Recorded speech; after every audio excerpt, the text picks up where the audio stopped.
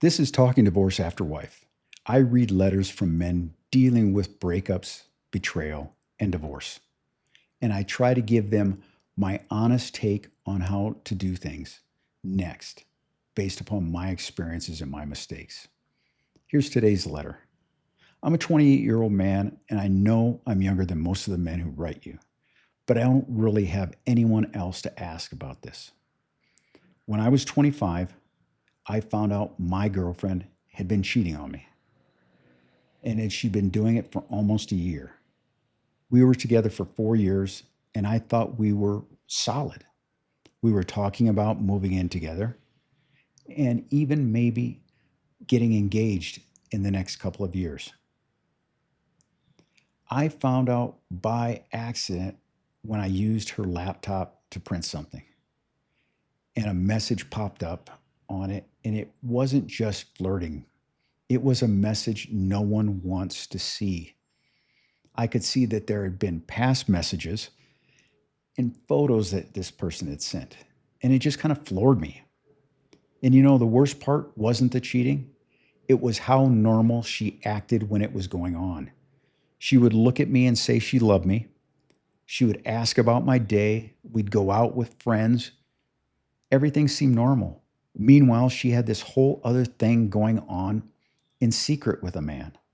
And when I confronted her, she cried and said it didn't mean anything, that it was just a mistake on her part, that she was just confused.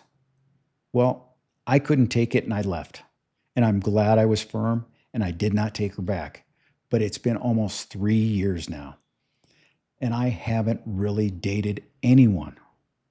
I've gone on a few dates, but the second I start to like that person, I pull back. If they take too long answering a text, I automatically assume something's off. If they mention a male coworker, I feel my chest kind of tighten up. I don't want to be that type of guy. I don't hate women, and I'm not bitter. I just don't trust my own judgment anymore. I see my friends are getting married now, and my parents keep asking me, when am I going to settle down? It's very difficult. I try to tell them I'm focused on work, but the truth is I'm scared. How do you open up again when you know how easy it is to be lied to? Daniel. Well, Daniel, this isn't about women. It's about the shock that you received. You weren't just cheated on, guy. You were blindsided. And when someone blindsides you like your ex did, it doesn't just hurt your heart. It really shakes your confidence. It shakes your confidence in your own perception of women. Before her, you believed what you saw. But after her, you question everything about every woman. The real damage is now is when someone texts late, your brain fills in the worst. You automatically assume the worst case scenario.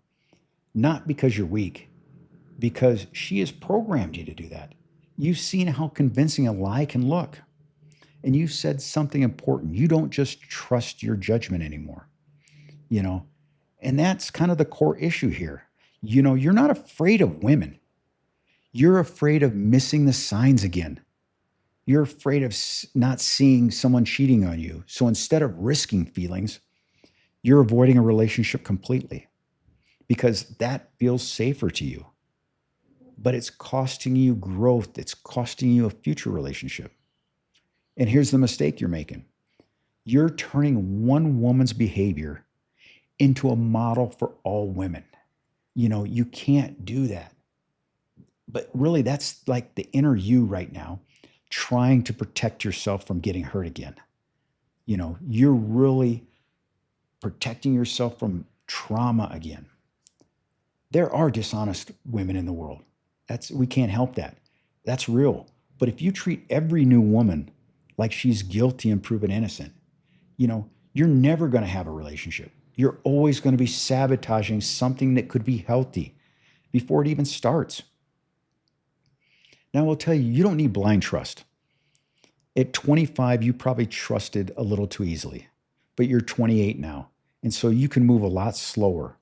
You can now watch patterns of your future woman, see if her words match her actions. Trust doesn't have to be built in weeks.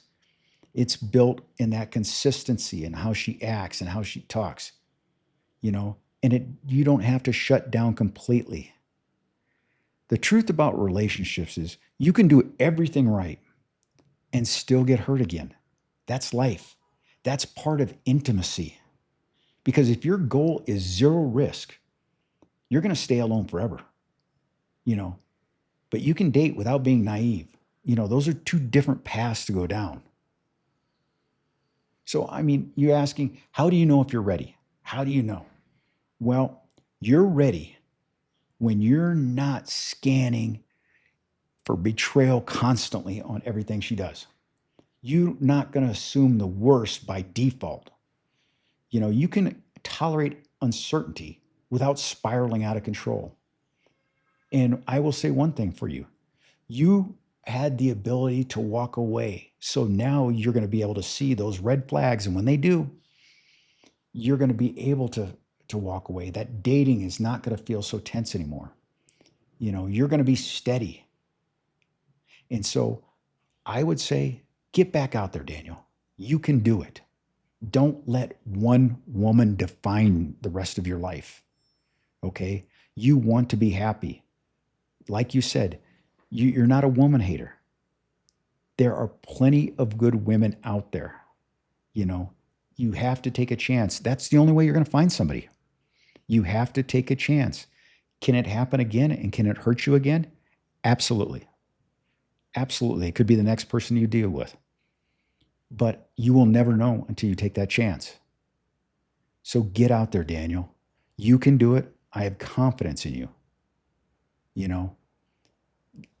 You've handled it one time already, and that tells me you're not a weak guy. So you can do this. Don't let that ex define your whole future. Guys, if you ever run into someone who is cheated on you and you've lost the trust and you couldn't get back in the saddle again, how did you do that? How did you get back that trust and the ability to start dating again?